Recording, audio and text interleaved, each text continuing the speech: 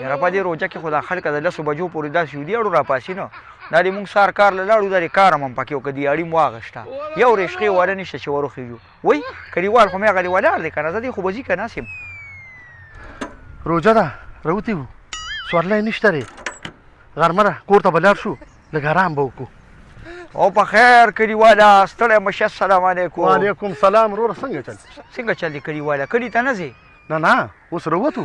کلي کې څه کوو ښه ما یې که کلي ته ځې نو زه به هم در سره لاړ شم خو زه بس بل ګاډي ته بودرېږو نو یاره هو دا څه په مصیبت وخت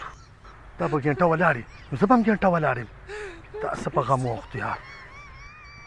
کلیواله لکه چې د روژه کې ستاسو کارونه خراب وي یو ګاډي مې صحیح نه کړو نه راځي راځه کلیواله زه خو نه تلمه خو ستا د وجې به زه هم کور ته لاړ شم ښه راځه راځه زه به له 70 روپۍ به زه هم درکړم راځه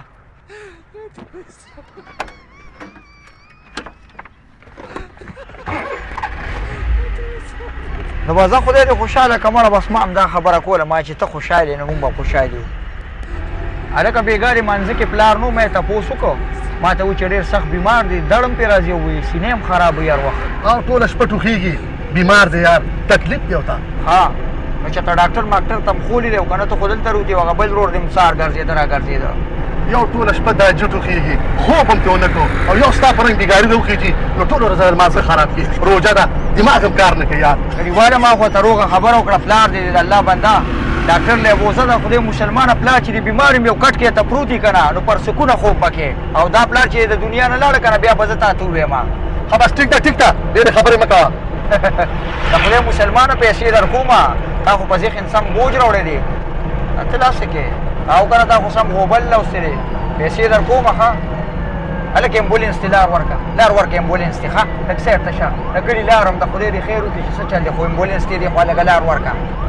دا د دوی عادت دی دا ووه که دوی سره مریض وي او که نه خو بس به دوی په دې ارن راټینګ کړی هو دا پاګلان دي مړه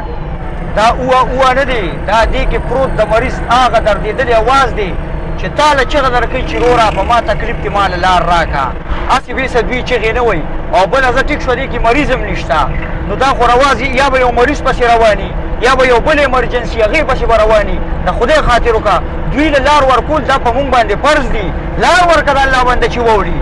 زما زه هم ښه تیز روان یم نو د خدای مې بخته ته کوم داسې جنج کې خطې چې د ناوې ګاډي نه مخکې دی او بس تا ورپسې ټاپ پوزیشن نیولې د بل ګاډي ورځي او تا نه به مخکې شي لږ سایډ ته شي چې امبولینس درنه واوړي که نه نو بیا به خوشې شي که نه بس ودرېږه هلکه دا څنګه خلک راټول شوي یا نه مړه دا زموږ د کلي اوزګار هیل دی یار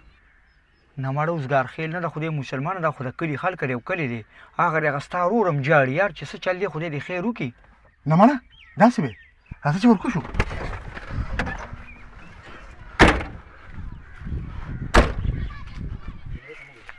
السلام علیکم ولکه خیر خو دې څنګه راټول شوي خیر چېرته دی لالا دا چې وفات شو څنګه مړ شو هغه خو لږ درد و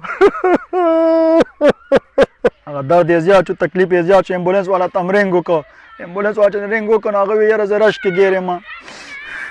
یو ګنټه بعد مې ورته بیا رنګ وکړو اوس یو ګاډي رانه مخکې د لار نه راکوي خفه کېږه مه امبولینس له چې چا لار نه ورکوله استا ورورو ما دته ډېر ویلې ما امبولینس ته لار ورکړه نو دی وایي دا تش دی